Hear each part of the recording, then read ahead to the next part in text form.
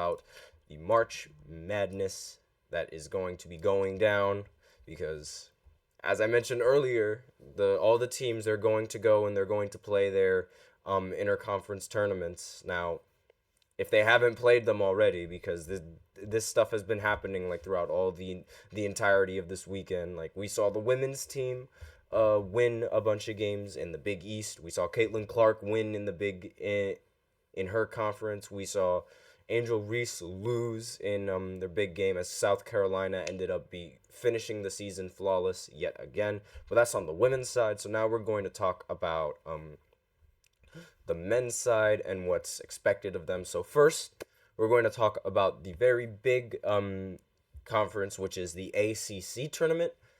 And the number 1 seed is North Carolina. They outright won the ACC tournament.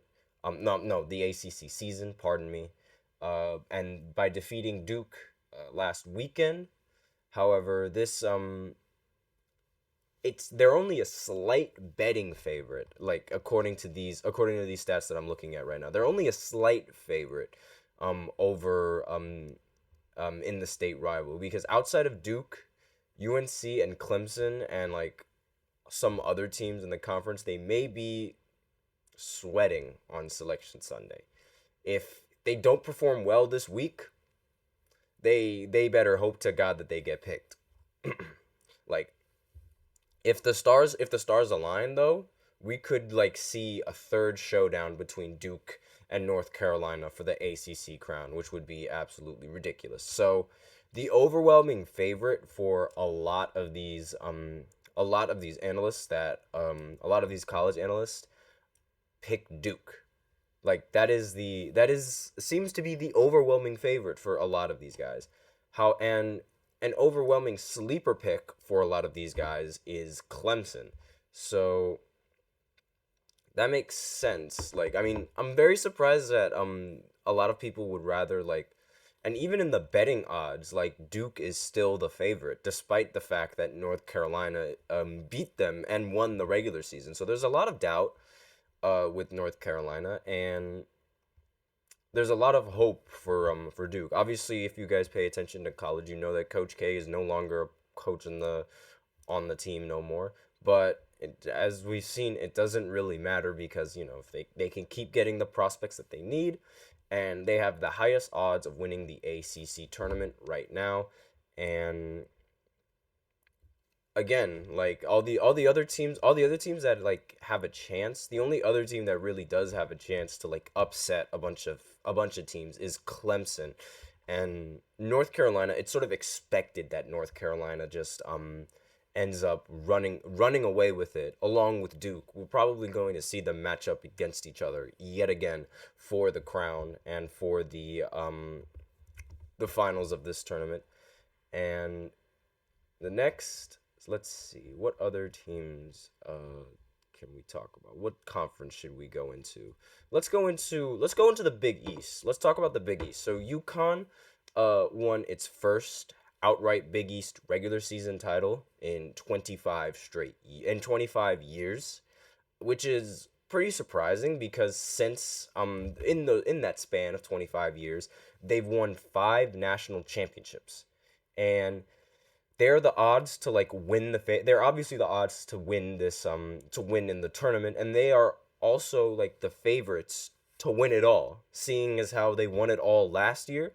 They're the favorites to win it all again this year. And so the teams that have a chance to beat them are Creighton and Marquette. And it's something to like monitor this week will be like the status of Marquette's star point guard Tyler Kolek. If he's not, he missed the final few games of the regular season. So if he's not there for Marquette and up to full strength, then I don't really expect any other team to really do much. Looking at the picks to win, it seems that UConn is an overwhelming favorite for absolutely everyone. Everyone thinks that UConn is going to win the entire tournament, and I say everyone meaning like the sports analysts that are that talk mainly college. So Gary Parrish, Matt Norlander, Kyle Boone, David Cobb, Chip Patterson, Jerry Palm, and Cameron Salerno. Pardon me. those are the guys that I'm looking at, and those are their predictions. They all think that they all think that UConn is going to end up making it out of their little conference tournament and representing their team in the Big East. In the Big East, exactly. So their odds are minus 140. So obviously, very an overwhelming favorite compared to how Duke was plus 165. So the fact that they're minus in odds just shows how much of a favorite they are compared to like all these other teams. And unfortunately, Villanova can't compete with them. I'm a big fan of Villanova basketball, mainly because one of my friends from high school, Mark Armstrong, he plays for the Villanova right now, and he was supposed to play for their for that for that amazing head coach who led Villanova to like countless straight NCAA tournament appearances, and like they recently got a new coach, and as you can see, they've sort of been struggling in the season. And part of that is like with getting new recruits and like some of the recruits deciding to just leave because they weren't going to play with that coach. But I digress. So next we have the Big Ten tournament, and Purdue is a heavy favorite to win this Big Ten tournament. And looking at the predictions, everybody except for Norlander and Cameron, they all picked Purdue, and those guys, a team that could upset Purdue is Illinois. However, they have the best chance of upsetting Purdue if they end up matching up against each other in the tournament. I wouldn't be surprised if that's what happens. Illinois is a great basketball team. Same with Purdue. They have that ridiculously tall center, and he's led by he's the National Player of the Year, Zach Edey. Teams on the bubble to keep an eye on are Iowa, Nebraska, Northwestern, and Michigan State. Spartans appear to be heading toward their 26th consecutive appearance in the NCAA tournament, and a strong showing this week would solidify it. And moving on, there's not really much to talk about. Purdue is the overwhelming favorite in this tournament. The sleepers, I mean, Ohio State, they could potentially make some noise, and Michigan State as well. I think Michigan State could make a lot of noise in the tournament and probably represent their team. But we'll have to see towards the end. It's really difficult to predict exactly like which teams are going to make a lot of noise, given how really like competitive this March Madness tournament really is, and how anything can happen in March Madness. Next, we have the Big 12 tournament, which features 4 teams that have the best chance: BYU, Cincinnati, Houston, and UCF. Now, these 2 teams, they make their first appearance as member of the Big 12, and this will also include Oklahoma and Texas appearing for the final time before departing for the SEC.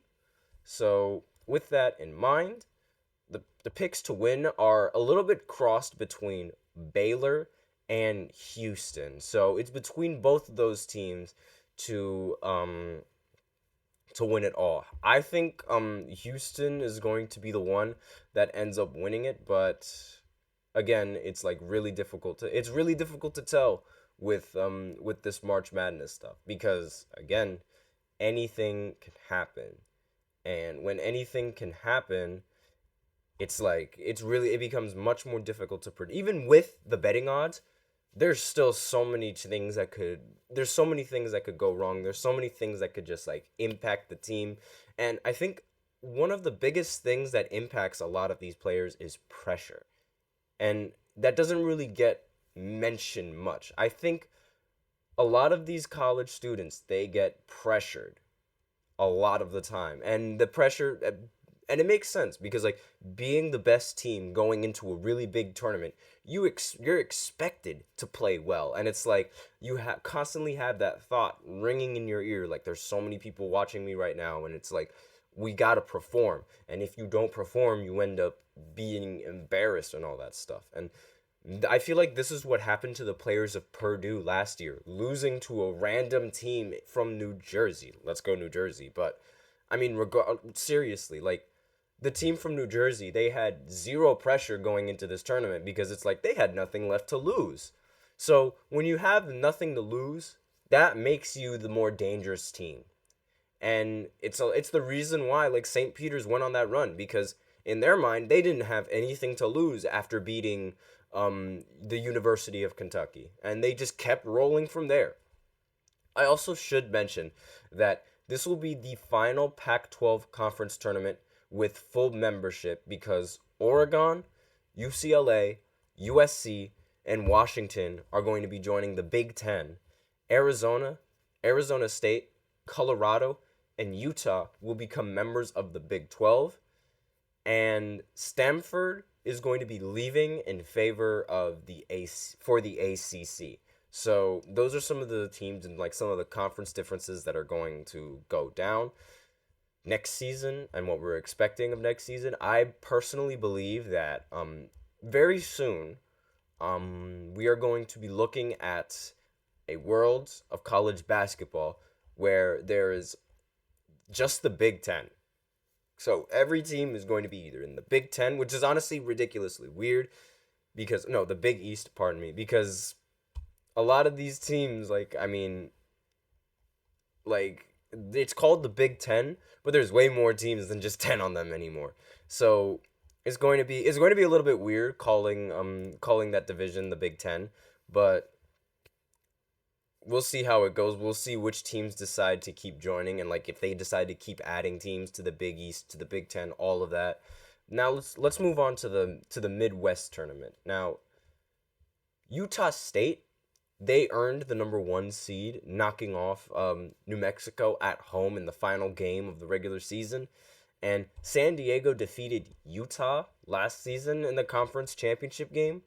So I would say that this, and judging by the picks on the analysts that I mentioned, it's very spread. But Nevada and Utah State seem to be the two favorites to end up winning it, along with Boy State. Now, the odds, they're looking heavily in favor of San Diego State, but they're really, really close.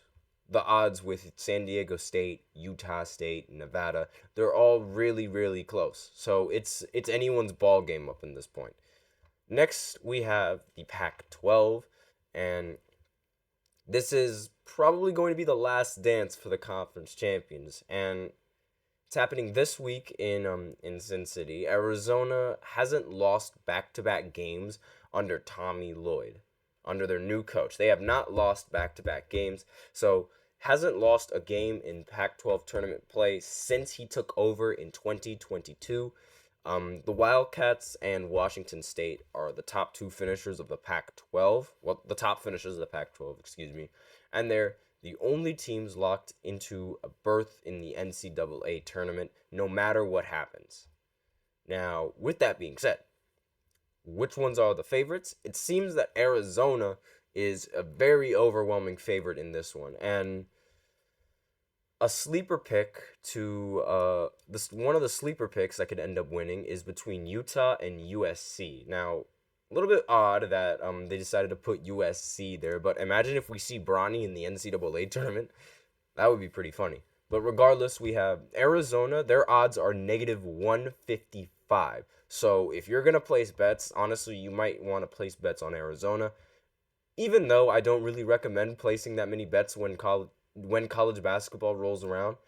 It could end up paying big, don't get me wrong, but most of the time, at least most of the time when I do it, it might just be my luck. Maybe it's just me, but most of the time when I say like something's going to happen, it doesn't happen, and it's the exact opposite. Like, I will never get over this.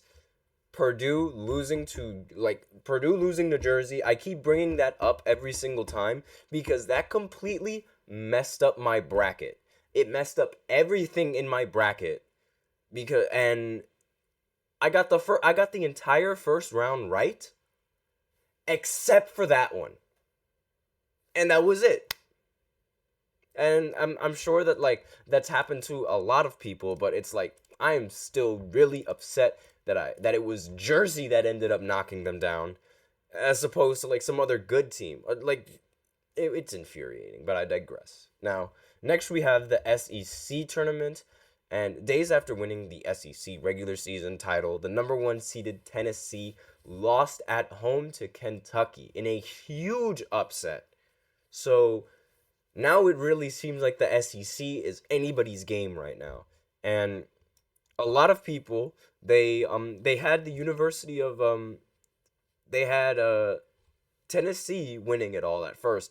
But now that they lost to the University of Kentucky, they're like now the vote has somewhat shifted. So now it's a little bit more spread in voting. So now half of them believe that Tennessee is going to end up representing the SEC, and then the other half think it's going to be Kentucky. Now, really difficult to pick between these two teams because again, like Tennessee was the favorite to win. However, the University of Kentucky ended up upsetting them in a very huge game, and that's something that is definitely going to affect like the betting odds. Tennessee is still, however, a favorite to win the entirety of the tournament, but regardless, like there's no way to tell for sure. And with that out of the way, that is basically those are all of the important teams and all of the like important conferences and the important standings. So I'm going to take a short break, and after the short break, we are going to talk about the MAAC and the team that is going to represent the MAAC, which is most likely going to be my college, Quinnipiac University. So I will be right back to talk about that after this short break. I feel like I'm